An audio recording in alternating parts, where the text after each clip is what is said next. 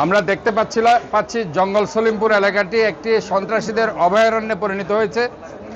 আমাদের অত্যন্ত প্রিয় সাংবাদিক হোসেন জিয়াদ,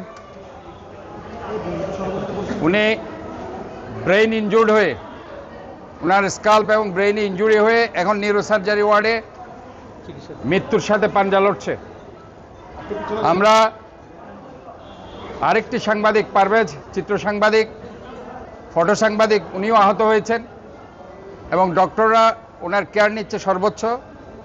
তো আমি নিজেও দেখলাম তার মাথার মধ্যে স্ট্রেচ হয়েছে এবং সে সিভিয়ারলি ইনজুর্ড। তা আমরা মনে করি ওইখানে যেসব সন্ত্রাসীদের নাম আসছে অবশ্যই অনতিবিলম্বে সব সন্ত্রাসীদের আইনের আওতায় এনে সর্বোচ্চ শাস্তির বিধান তাদের বিরুদ্ধে করতে হবে এবং যেই তাদের পিছনে কাজ করবে অবশ্যই আমি তাদেরকে বলতে চাই, সন্ত্রাসীদের কোনো দল নেই, কোনো নাম নেই, কোনো ধর্ম নেই, কোনো বর্ণ নেই। সন্ত্রাসী তাদের বিরুদ্ধে তাদেরকে সর্বোচ্চ শাস্তির আওতায় সবাইকে আনতে হবে। এবং আমি সিটি কর্পোরেশন মেয়র হিসেবে স্পষ্ট বলতে চাই, আমরা একটা সেফ সিটির কথা বারবার বলছি, নিরাপদ নগরী। এখানে সন্ত্রাসীদের কোনো স্থান হতে পারে না। আমি অনতিবিলম্বে প্রশাসনকে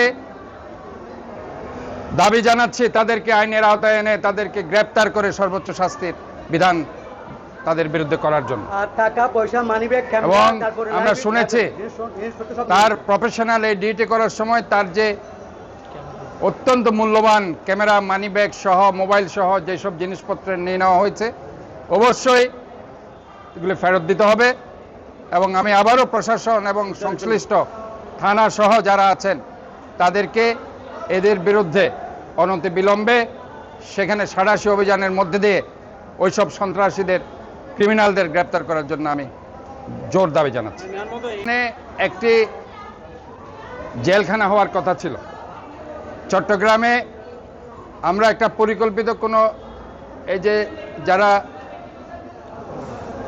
অমানবিকভাবে, আমরা যেহেতু 3-4 বার এই জেল আমি ছিলাম চট্টগ্রাম শহরের এই জেলটিতে, মানুষকে এখানে যারা সেখানে যায়, তারা সেখানে যেখানে একটা রুমে 20 থেকে 30 জন থাকার নিয়ম আছে, 70 থেকে 80 জন, 100 জন সেখানে রাখা হয় এবং এটাকে আমরা বলি ইলিশ ফাইল। তারা সোজা হয়ে ঘুমাইতে পারে না, তারা কাত হয়ে তাদের ঘুমাতে হয়। 3টা বাথরুম 70 থেকে 80 জন ইউজ করে। যেভাবে কাশিমপুর কারাগারকে পরিকল্পিতভাবে বিএনপির সময় করা হয়েছে, আমরা মনে করি এই জঙ্গল সলিমপুর এলাকাটি যেটা কারাগারের জন্য সেখানে লোকেট করা হয়েছে, সেটা একটি পরিকল্পিত একটা কারাগার হওয়া উচিত বলে আমি মনে করি। এবং যারা এটার বিরুদ্ধাচরণ করছে, যারা যেসব সন্ত্রাসী, আমি অনেকের সন্ত্রাসীর নাম সেখানে শুনছি, প্রশাসন তাদের নাম জানে, তাদেরকে চিনে, আমি বলতে চাই অনতিবিলম্বে তাদেরকে গ্রেপ্তার করার জন্য।